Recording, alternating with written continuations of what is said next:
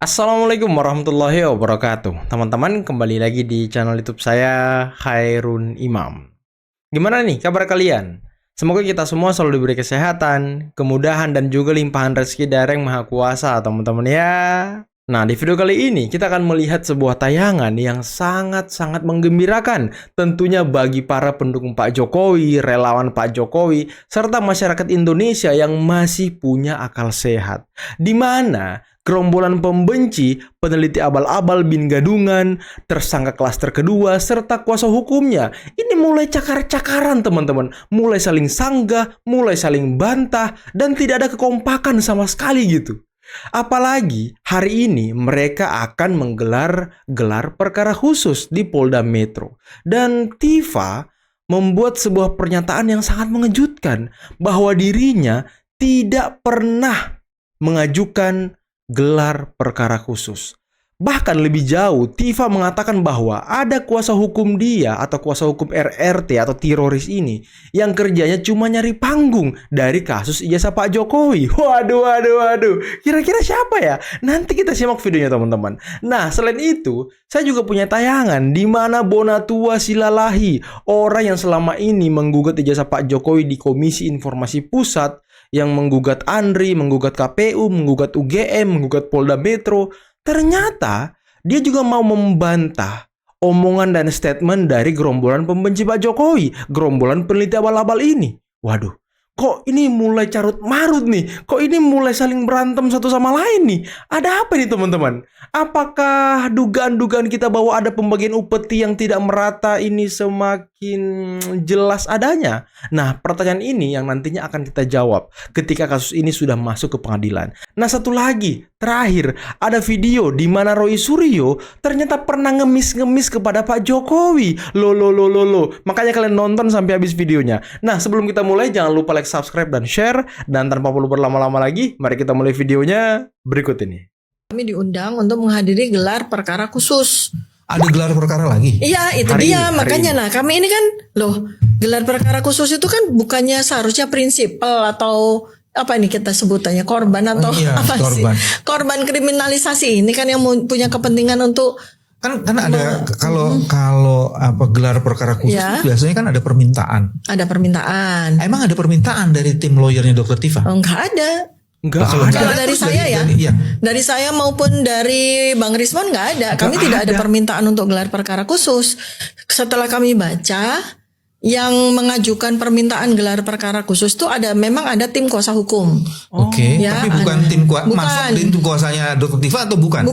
Bukan tim kuasa hukum saya, bukan pula tim kuasa hukumnya Rismon Sianipar. Wow. Itu Ya. sendiri melanggar prinsipal Ya, yang jadi harusnya ini- dilindungi itu. Ini yang membutuhkan gelar perkara khusus ini klien atau prinsipal atau para lawyers yang kepengen panggung nih. Oh, Kan gitu. jadi begitu karena jadi kan kami juga ini kami misalnya nih, saya tanya ke pemeriksa kan kemarin, saya diundang sebagai apa? Mereka bingung, celingukan kan. Sebagai apa saya diundang gelar perkara khusus ini? Karena Saya tidak permintaannya mengajukan. bukan dari lawyer Dr. Tifa. Ya, sebagai tersangka dok lah gimana sih gelar perkara khusus sebagai tersangka? Artinya kan saya butuh mendatangkan ahli, ya kan? Saya butuh mendatangkan lawyer saya. Saya butuh mendatangkan pihak-pihak yang memang saya butuhkan untuk hadir di gelar Secara perkara prinsip khusus. ya. Saya juga pernah bilang itu bahwa Pak Jokowi dilindungi undang-undang privat. Benar, maka saya nggak mau meributkan latar tadi itu Bang 1980 ke 85. Ada yang mengatakan Pak Jokowi agar supaya masalah ini berhenti, tidak berpanjang-panjang, cukup tunjukkan ijazahnya ke publik. Itu kan, saya dengar kan? Ya. Nah, secara sains, secara metodologi dan segala macam, apakah ini bisa menyelesaikan? Ya, pertama kan saya juga pernah bilang itu bahwa Pak Jokowi dilindungi undang-undang privat. Benar, maka saya nggak mau meributkan latar tadi itu Bang 1980 ke 85. Ya. Itu ranah private. Beliau belum jadi pejabat publik di situ. Saya juga sebenarnya udah berkirim surat ke UGM. Cuman saya tidak mau teruskan. Kenapa? Saya sadar 1980 ke 85 ini adalah ranah private. Saya hanya bisa mengulik kepublikan beliau. Ya. Kepublikannya itu dimulai sejak 2005. ketika dia Jadi calon. artinya kan dia menghilangkan privasinya Iya, iya. pada saat itu. Iya. Nah, makanya yang mau kita ambil juga dokumen-dokumen dikuasai badan publik, bukan dokumen pribadi beliau. Makanya kalau yang untuk yang ini ya sorry, memang publik itu tidak boleh berlindung di balik undang-undang privat. Oke. Apa perbedaannya? Ya. Dari pertanyaan saya tadi, apa perbedaannya kalau Pak Jokowi mengatakan ya sudah karena ini private yang dipermasalahkan, maka saya tidak mau menunjukkan ke publik. Terus, tapi kan Anda sekarang jadi pejabat publik. Apa perbedaannya, Bang? Jadi mau artinya harus menunjukkan dong. kalau saya enggak.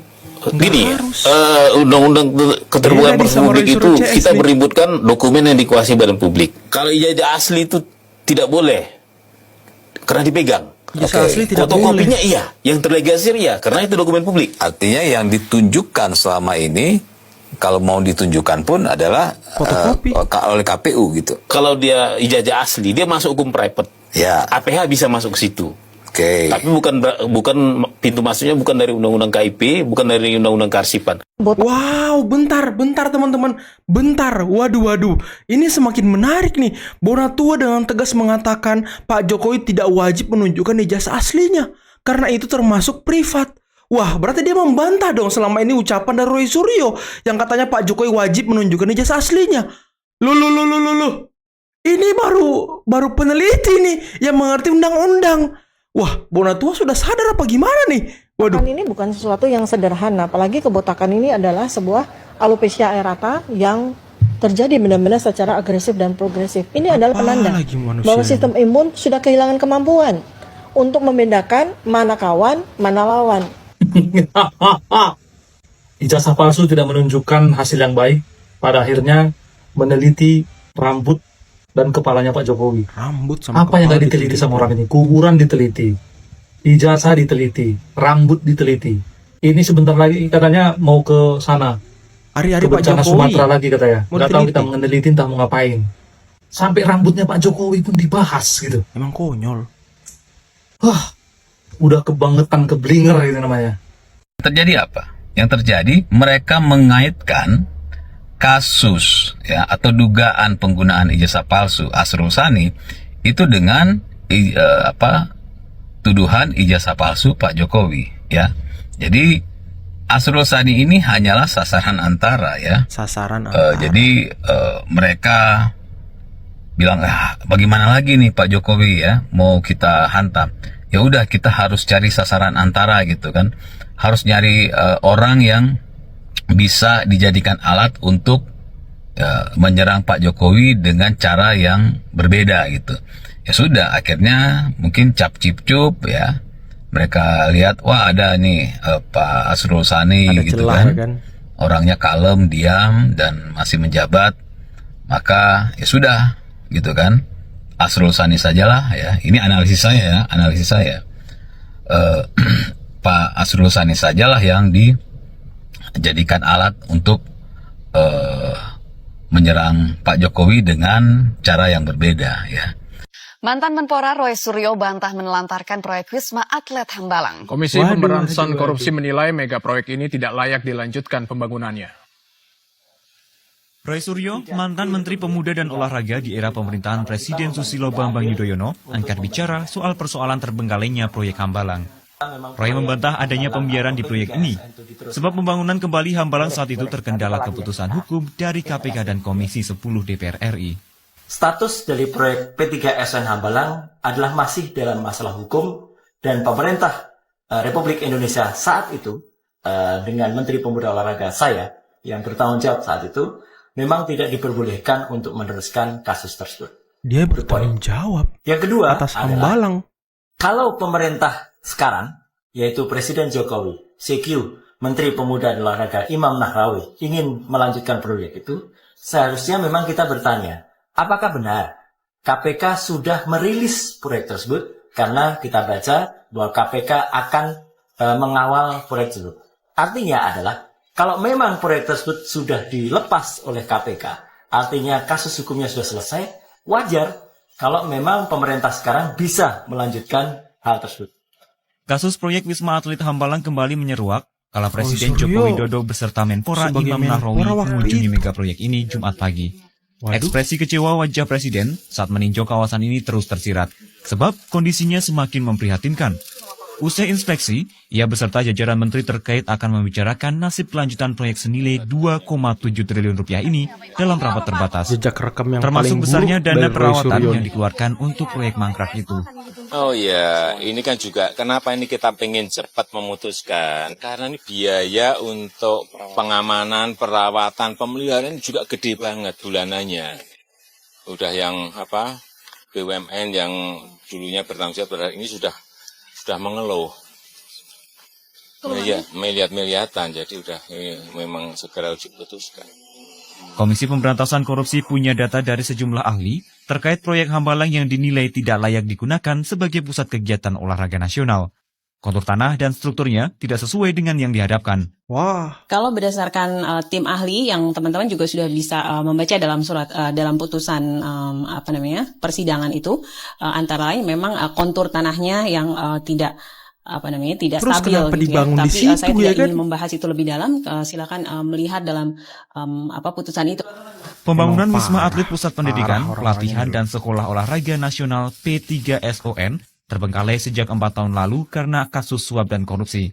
Sejumlah nama pejabat dan menteri seperti Andi Malarangeng, Coel Malarangeng, hingga Anas Urbaningrum terseret kasus ini. Tim Liputan melaporkan untuk NET. wow. Yang jelas bagi saya melihat ini sebetulnya sesuatu yang mengulur-ngulur waktu lah untuk. Tapi boleh juga artinya begini. Jadi tidak ada lagi setelah gelar perkara khusus mengatakan bahwa kami dikriminalisasi ya. Polda Metro Jaya. Insya Allah saya akan hadir juga memberikan semangat kepada teman-teman sebagai saksi pelapor ya. Saya rasa besok jam 10 ya acaranya itu. Dan yang jelas kami melihat bahwasanya gelar perkara khusus yang dilaksanakan oleh Polda Metro Jaya, yaitu merupakan hak konstitusi lah bagi mereka para tersangka tersebut, ya sesuai dengan peraturan Kapolri. Yang jelas bagi saya melihat ini sebetulnya sesuatu yang mengulur-ngulur waktu lah untuk itu, karena masih ada klaster 1 yang belum diperiksa, kemudian saksi ahli maupun saksi yang meringankan dari klaster 2 itu pun juga belum diperiksa. Nah artinya kan itu sementara ini kan perjalanan untuk memeriksa mereka ini kan agak di stop dulu sampai selesai untuk permasalahan gelar perkara khusus. Yang kalau saya lihat ya gelar perkara khusus itu kan bukan artinya ada sesuatu hal yang baru, mungkin adalah penjelasan-penjelasan yang nanti akan diberikan oleh Polda Metro Jaya. Begitu Eva. Jadi Anda melihat bahwa gelar perkara khusus hanya upaya untuk buying time saja, Pak Andi? Iya, kalau saya lihat sih ya seperti buying time gitu. Tapi boleh juga artinya begini. Jadi tidak ada lagi setelah gelar perkara khusus mengatakan bahwa kami dikriminalisasi ya. Polda Metro Jaya tidak transparan, Polda Metro Jaya bergerak sebelah dan sebagainya. Jadi hal itu sudah menutup ya alibi-alibi mereka atau mempertahankan pendapat mereka mengenai hal yang dikatakan dikriminalisasi menurut mereka. Begitu Eva. Lu jangan kasih pernyataan aneh-aneh lo. Ya, Pak. Lu mau kasih Bapres mau kirim. Bukan kiri itu. Barang Bapres kemarin katanya mau dikirim ke pusat bencana, ke daerah bencana, barang-barang Bapres. Ini bilang dari Menko. Dari siapa? Panirwala kemarin bilang ya, Panirwala kemarin bilang. Menteri siapa? Panirwala Bea Cukai. Ada potensi Bapres itu ada potensi mau dikasih ke bencana, Pak. Kalau memungkinkan dan diizinkan. Nah, ya aturannya memungkinkan. Lama ini kan aturannya belum memungkinkan untuk belum dikirim. Belum. Kalau saya suruh sumbang, saya beli barang baru, saya kirim ke sana. Tapi itu barang baru, Pak. Yang biar aja, itu kan ilegal. Oke. Jangan sampai nanti gara-gara itu banyak lagi Bapres masuk dengan alasan kan bagus buat itu bencana. Lebih baik kita beli barang-barang dalam negeri, produk UKM dikirim ke bencana yang baru. Saya lebih baik ngeluarin uang situ kalau terpaksa dibanding memakai barang-barang Bapres itu. Lu jangan kasih pernyataan aneh-aneh lo. Ya, Pak. Lu mau kasih Bapres mau kirim. Bukan kiri itu. Yang baru, baju baru. Kalau ya. Ini Anies Baswedan Pura-pura bodoh atau memang nggak cinta dengan republik ini? Kenapa tuh bang? Koar-koar mau menetapkan bencana nasional. Oplak. Dulu ditetapkan bencana nasional kalau pemerintah daerah itu tidak berfungsi. Ya, sekarang gubernurnya masih ada, bupatinya masih ada, masih bisa berkoordinasi. Ada support dari TNI, Polri. Pak Prabowo juga sudah turun. Ya, kurang apa? Kau kemarin ke sana, apa fungsi kau di sana? Buat foto-foto aja begitu. Wow. Kau bawa bantuan memang ke sana, ya. Bisa nggak kau antar itu ke tempat-tempat terisolir kemarin? Hah? Kan itu peran dari TNI, Polri juga. Bergerak kita semua. Atau kau mau bahwa ditetapkan sebagai bencana nasional supaya warga dunia tahu, dunia internasional tahu kalau negara Indonesia ini rawan bencana. Dan nggak mampu ya kan? Bahwa Indonesia ini adalah negara gagal, begitu. Sehingga investor itu nggak jalan, sehingga ekonomi itu nggak tumbuh 7%, sehingga pemerintahan Prabowo Gibran itu gagal. Demi kepentingan kau di 2029, begitu. Kan setan kayak begitu, bos. Waduh. Keras sekali abang itu menyemprot Anies Baswedan ya. Waduh, saya nggak sanggup ngomong kayak gitu loh. Waduh, ini keren kali abang ini ya kan. Waduh, abang Batman. Kalau nggak salah akun abang ini abang Batman gitu ya kan. Di tok-tok teman-teman. Dan Anies Baswedan memang kemarin ke Sumatera.